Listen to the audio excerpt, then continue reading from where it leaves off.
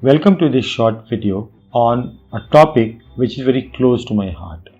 Having spent more than 25 years in the IT industry, I pretty much realize the importance of being relevant in our careers. So this video is going to deal with the topic, how can we as IT professionals remain relevant professionally in our careers. As we all know, this is a highly competitive world where technology is changing rapidly. Startups are competing and even beating corporate giants.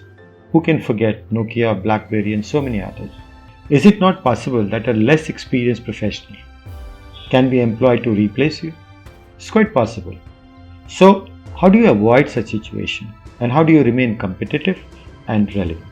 I'm going to provide you a 3-step process which might be useful for you.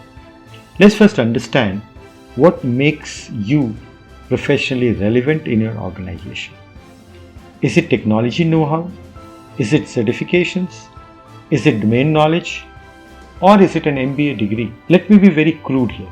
What actually makes you relevant is your ability to deliver more than what your employer is paying you.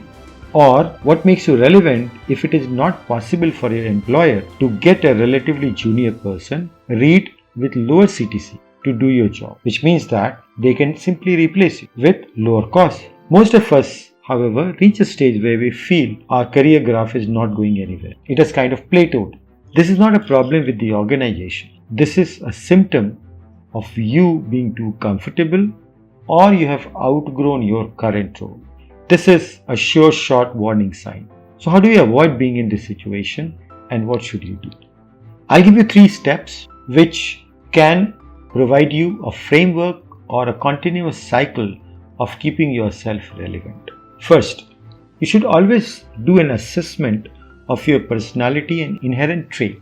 What kind of a person you are.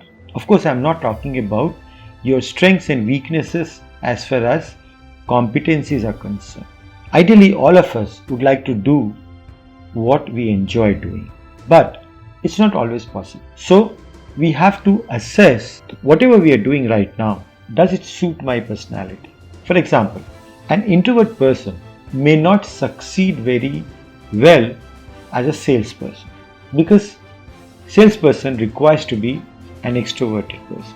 Similarly, a business analyst who enjoys company of people, meaning they like being with people, dealing with people.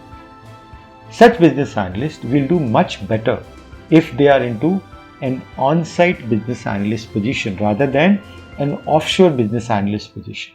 So, a little variation in your role suiting your personality may work wonderfully well. However, I must point out a caveat. I know there are exceptions who have changed themselves to suit a particular role. For example, an introverted person changed himself to become a good extroverted person and succeeded in the sales role. So once you understand your personality trait and you see whether your current profile suits your personality type, then go to the next step. Otherwise, you find out a way to get into a role which suits your personality type. There is no absolute or 100% matching which is possible. You should look for certain elements of your personality matching with the profile. The next step is to figure out how is your competency or skill matching your current profile. Your finding can either be that you are over-skilled for your role, which means that you have reached a stage where you need to make a change.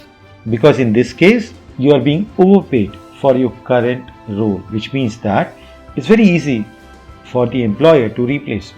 If you are underskilled or if you lack certain skills, you need to now start planning how to acquire it. Upskilling is very easy in these days because there are a lot of options available. You can go for a certification, you can go for a college degree, or you can simply study yourself, self-study. So, for example, if you are working as a business analyst and you are not good at Agile Business Analysis, then you can go for a certification like IIBA's Agile Analysis Certification, which will help you in gaining that or filling that gap. However, one bit of advice here. Always follow a deadline. once you set a deadline, it helps you in keeping you motivated. Otherwise, we always are lazy in doing something new because it is basically coming out of our comfort zones. The third step, which is the most important of the first two steps, is that the step 1 and 2 are not one-time activities. These are evolving steps. As a thumb rule, I would advise that you conduct step 1 and 2, or rather just the step 2, every 6 months. Evaluate your skills, evaluate your competencies, and try and learn new skills every 6 months. Because, as I have mentioned in the beginning of this video, technology, the processes, the world is changing very rapidly. Can you remain untouched by this rapid change? The answer is absolutely not. I hope this video can provide you some guidelines in terms of motivating yourself to remain relevant professionally. Thanks for watching the video. All the best.